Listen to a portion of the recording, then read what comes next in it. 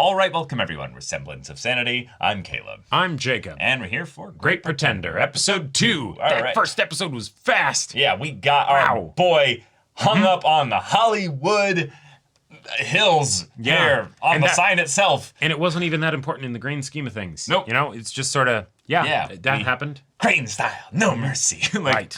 I love this combination of these two characters, Laurent and Abby. We'll see. Yep. But them just being like, oh yeah, we scammed the shit out of that Hollywood producer. Oh yeah. Easy. Everybody is our mark. Yeah.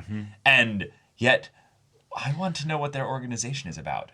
Indeed. Who do they target and why? Is it just money that they're after? Who in the organization is a private contractor and who is an employee? Right. You know, right. Like how does this shit work? Right. And how does our main character fit into this new organization? Or what is their new place in this organization? Right. So, y'all, without further ado, let's get into this.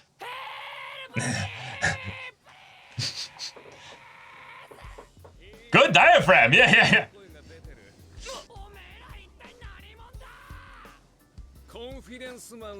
Oh, it's definitely Sukada. Yeah. Okay, so her name actually is Abby. And he broke his neck and died. Cool. So it continues with the Los Angeles connection, but it's still case 1 too. Interesting. Okay. Yeah.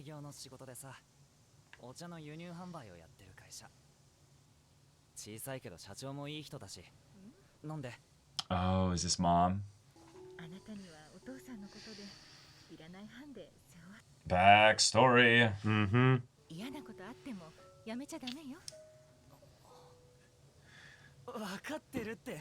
Don't worry, he won't.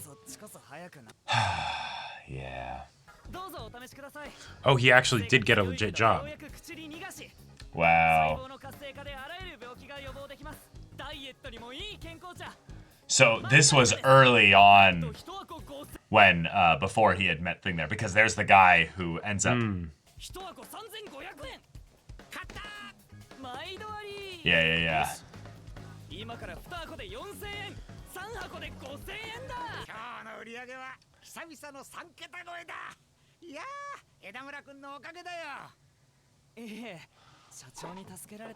Wow. So they actually taught him kind of a bit of that art of the scam here.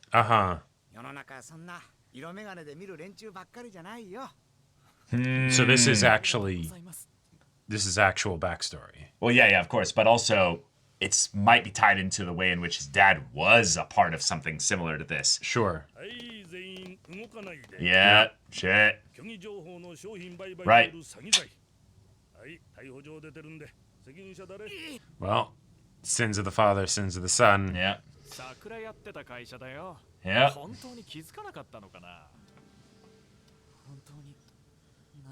And he genuinely didn't know. Right. He thought he was just helping, doing the sales thing. Yeah. Damn, I love this. This is gorgeous. Yep. Whoa. Wow. Fuck. And he didn't know. Yeah. And now it's probably almost impossible to find work after that, right? Wow. Okay. But they will. Yep.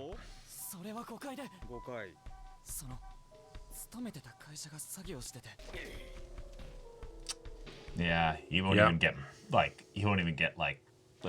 just physical labor jobs. Like he needs And yeah. Fuck, man. God, the colors and ways in which they... Yeah, it's beautiful. Oh, he's pissed. Well, but also desperate, so it might be hey. But he doesn't have anything to... Yeah, you ruined my life.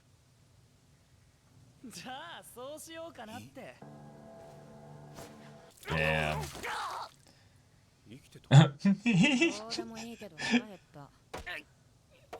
He fell and knocked him out again. Right. Oh my god.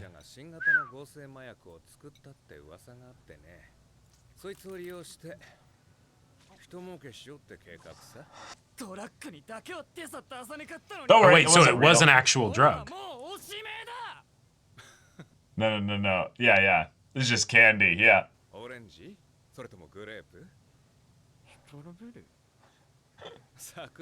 Yeah. Right. I'm an amazing actress. Yeah. Uh-huh. Wait, so what you were doing after you just Right. and in the same kind of fashion?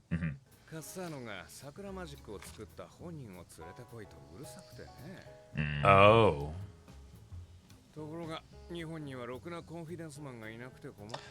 There just aren't any. Wow. Wow. Okay.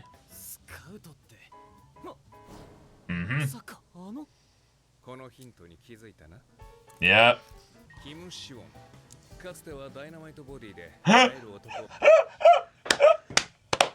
Hell yeah. First Awesome. rate. Yep.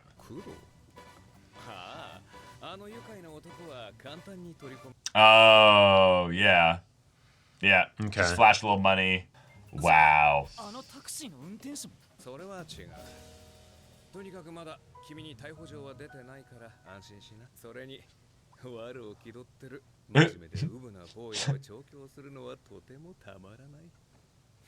Yeah, his voice is perfect for this. Uh-huh. Yeah, I did my research. Dude. It's a rough hand you got dealt, man.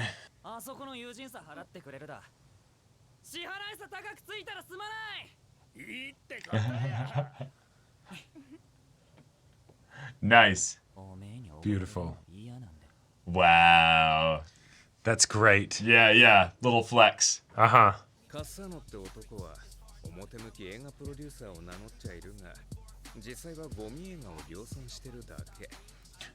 That's what some serious film producers do.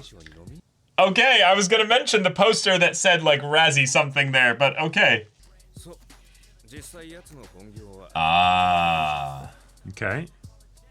So we're here to take him down. 西海岸まで夢を追いかけてきたはずが、まさかジャンキーや性奴隷になるなんてとんだアメリカンドリームだ。もちろん裏切り者が出た場合。Dead. Yeah. And this is the person you're messing with. Yep. I love that fade up into the red there. God, the colors are so Yeah. potent. Just pop. 貿易商です。まあいい。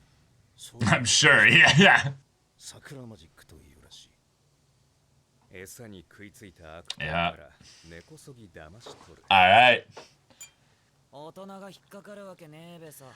Ah, so they haven't actually done the full deal yet. No. They haven't gotten the money. 信じるとは限らないんだ。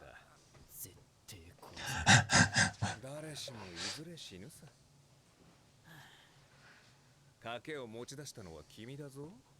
It's true. 500万で取引は成立。まあそうそう。さっきの夕食の支払いだけど。 Still got it through. こう見えて僕らは悪党しか騙さないんでね。 Huh. Right. Okay. Okay. I was getting a Yeah. Robin Hood vibe. Yeah. Okay, I love Abby. She's got the great. Casca kind of look, you know? Yes. But like she's way more abrasive than Casca. She's so funny. Oh yeah, but the Casca archetype works very well. Yes. You even have the charismatic blonde leader. Yep, that's true. Innocent scarred boy too coming in. Yeah. Forced into this life. Oh. Shit. You wonder why he put us in the same room? Right. フィレンスマンだ。正義の味方。 Gonna come right out and say it. Yep. なぜローランはお前みたいな素人を引き込んだ。 Just like Casca. Yep. 相談なしか。あいつはあいつでいつも思いつきとか半身。 Good to know. 皆一匹狼。 Oh. Oh, there is no organization here. こ Yeah. の世界。 All right. Oh, good to know. We're just No honor we're among colleagues thieves. maybe. Ah. Okay. All right, let's see the city. Yeah. 405 North, baby. Mm-hmm. Man, that feels weird seeing that street in an anime. で、逃がしちゃったの？せっかく二人きりにさせてやったのに。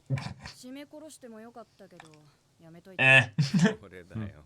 誰しも宿命という星には逆らえない。好むと好まざるとに関わらずね。きっと昼までには戻るよ。枝豆は。Edamame. Hey, it's noon. Yeah, yeah. 仕切り直そう。 I like Okay. it. All right. That's cool. Yes. Yep. There's no super large organization. He's just a Nope. guy. He can absolutely be super confident and super wrong. Yep. さっきから何のことだ。博士なら女たちと水遊びしてるぞ。倍だと抜かした。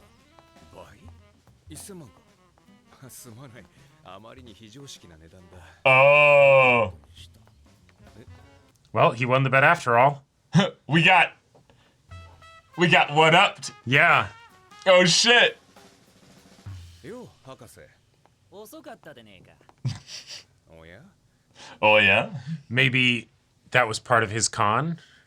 Uh-huh. 日本にも歴史上最高のコンフィデンスマンさおっただよ。Maybe say that a little louder.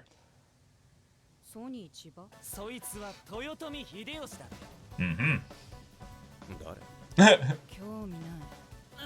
Ah. 言うと農民から王様になり上がった男。かけさオラの勝ちだ。さあ、思考よれローラ。 Awesome. Love it. Perfect. Okay. All right. Wow. We're here. We are. We have our boy Edamame Yeah, I love that as a nickname for him. as a That's running gag for him. absolutely Yeah. delightful. He's Like, a little pea in the pod, you know. Yep. He's got it. He's come into Laurent and Abby's little knot organization partnership here. And yeah, everyone guts was his way to the essentially- top. Yeah, exactly. Everyone was for hire. It's everyone out for themselves. They're all Yep. trying to work their little angles as they can. Uh-huh. And thus, okay, he is able to then double the price and just go off the book here and make it work for him so Right. far. So far, as long as they don't, end up screwing each other over too much and then Yep. letting our producer mafia guy in on what's going on here. Exactly. I gotta say, there is that part of me that would have loved to have seen him actually negotiate the higher price, just so that we can understand the full scope of his chops dealing with a mafia don. You know, I think he had everything just handed to him. He didn't need to negotiate. sure. This was taking candy from a baby. Right. You know, right? Like, yeah. Laurent did the heavy lifting a long time ago. Right, and now it's This just is now he, just the he says the things to, yeah.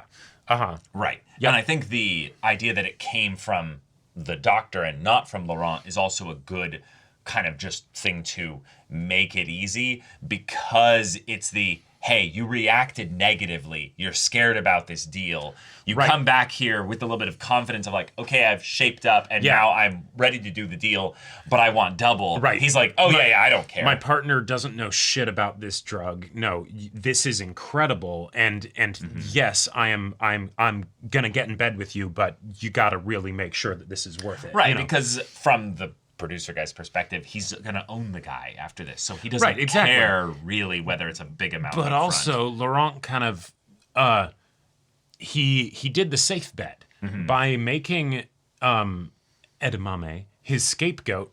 He also set him up to be the person that would have the most direct personal pull with this Right. guy, right? Yeah. Because it's he's the doctor, he's the only one who can make this stuff. Like, he is the dude, you know? So He's our chemist, yeah. when he runs away, it's not the, oh, you had a partner that freaked out, make sure that they're silenced and don't cause any trouble. It's the, no, we need this guy. And that's also why when he got caught, he was just hung upside down from the Hollywood sign. It's not the we kill you, it's the we don't want to kill you. We will if we have to, of course, but this is to teach you table manners, right? Because we do actually need you. Yeah. Right? So cool. I also just love the idea that Abby is so physically confident as an acrobat that she got up there, hog-tied him, or tied his feet and ankles together, and then at the end she's like, drop him, and she's like, yeah, I fall from this height, no big deal. I do these all the time. Yeah, exactly. That's the thing. oh shit, I mean, you did say to drop him. Then he gets knocked out, has his whole backstory in front of us. Yep. I just find that fucking hilarious. As far as like the reason in universe to have the backstory happen here. Right. Yeah. Because he had his life flash before his eyes because he nearly died here. Yep. Also, to very pun-in-cheek, in my opinion, have him nearly die when he's going through this job of, we're all going to end up dead. And it's like, yeah, our number will come eventually. Right. Setting up potentially multiple death flags for all three of these characters. Yep. Even though, more realistically, at least one of them is going to die, you know, just by things just going tragically wrong at some point. Who But knows? it's Yeah. probably not going to be Edamura. So I just thought that was very fun and a meta way to have so early on in the story. I also really liked that with this additional episode, the job's not done. You know, with a freak out like that, we didn't see the money actually get like exchanged. Yeah. And, you know, while they might have agreed to something, when a freak out like that happens, that's kind of going to put things on pause. You know? But it's not going to end the deal either. It's not gonna ruin the deal, but it's something where, this very much was not finished yet. Right. Well, right. But also the guy literally could not have given him the money there. He literally told him that he's like, oh yeah, I have my money on its way. Which is another thing that I appreciate because even if you're a very wealthy person and powerful and all that stuff, you're not just going to have 5 million in cash, right? That's not how that would work, right? It's liquidate some assets and let's make this happen. Or not even liquidate, just be like, yeah, my money is literally in a box somewhere. Sure, or underground. several, in various different locations. Yeah, I need 2 million from this section, 5 million from this section, 3 million from this section. Exactly. Bring it over. Yep. Yeah, makes total sense. But also, the exposition that we got this episode, even though we were proud that we didn't get it in the first episode, the fact that it happens now here adds to the feeling of all these lone wolves all taking a piece of the pie on their way to working together, but that they're not in an organization. Right, which makes total sense because you wouldn't want them to know about all the stuff that's happening, right? But he did give them each the watch, basically. That was intentional as to set up a hint, basically, that they're all working together. And so the fact that, probably the most surprising thing for me from this episode was the fact that Edamura hadn't figured out that the drug was fake. The fact that he was, like, there was a part of it that felt like there was some, like, morality posturing, with this, where it's but I said drugs was the one thing I wouldn't do. Don't worry, it wasn't drugs. Oh, okay, I'm safe. I can still be a good boy main character. Oh, I never wanted to get into being a con man because of real unfortunate, external circumstances of injustices and things like that. Yeah. I'm now forced into it and then I, go all into it. Or no, I only con the scoundrels and scumbags. We're going to talk about how terrible this mafia guy is because of all the people that, are used and abused and all that stuff, as opposed to just, they're a rich person that's wanting to, buy a shit ton of drugs and stuff. Yes, but it's the kind of thing that, even if it's something that Laurent doesn't give a fuck about, which he could, he might not.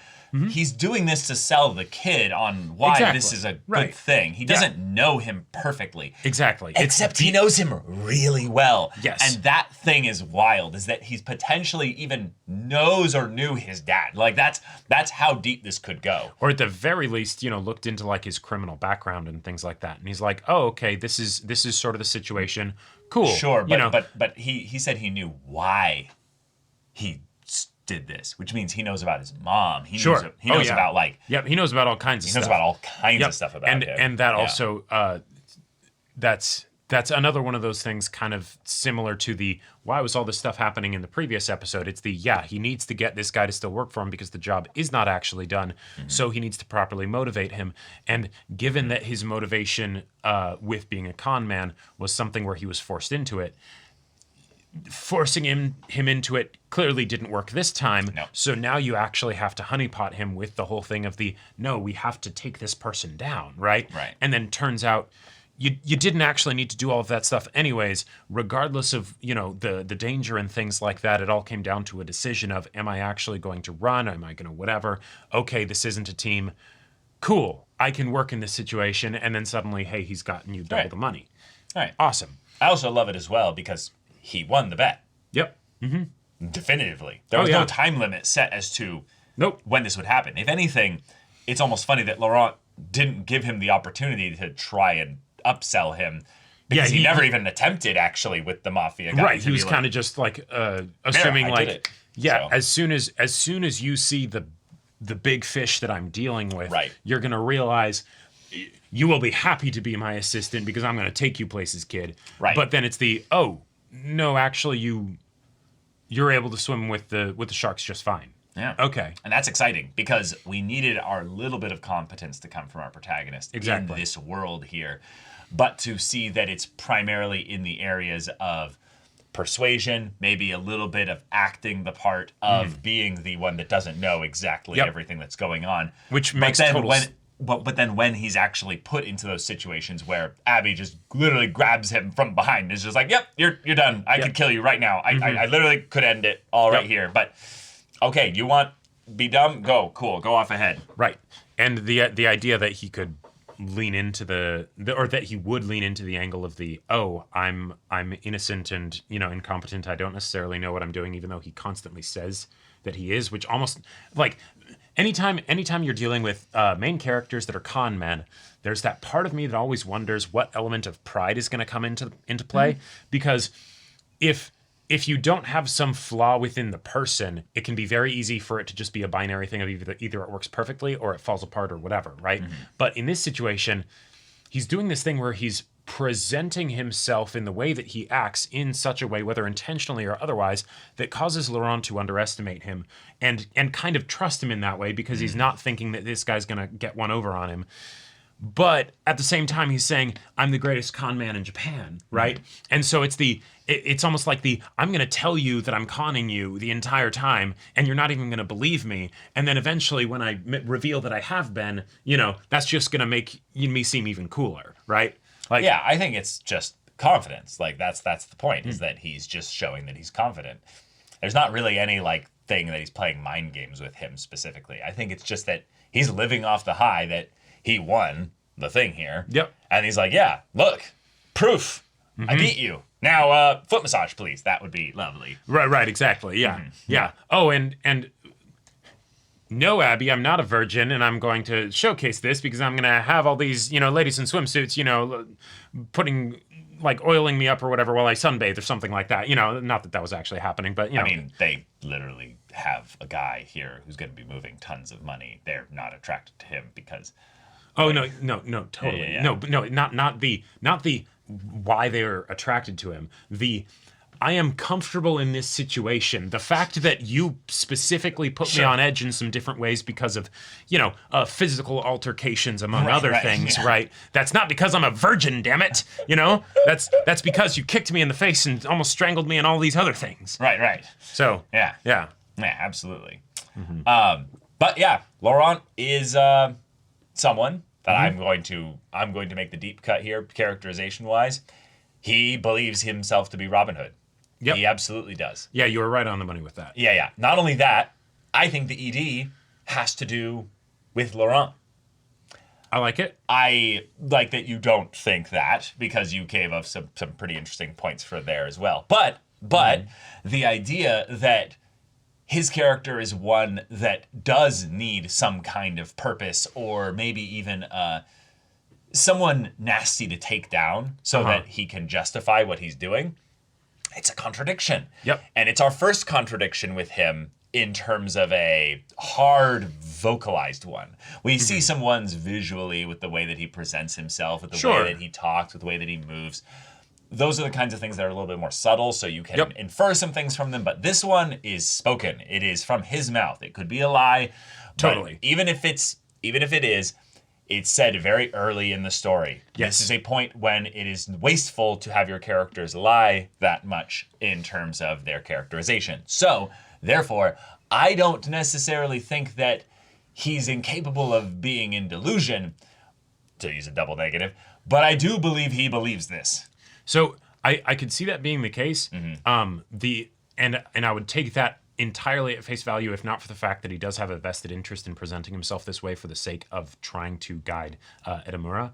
But and as a result of that, I want to see more of those conversations that of him and Abby by themselves. Right? Like when they thought that he was gone and they're like, well, shit. back to square one. You know, Yeah, like but that's the point. I think the Abby stuff actually infers it. There's a trope that's being played here, which is the I don't see what he sees in you. Oh, And yes. there's a reason for that.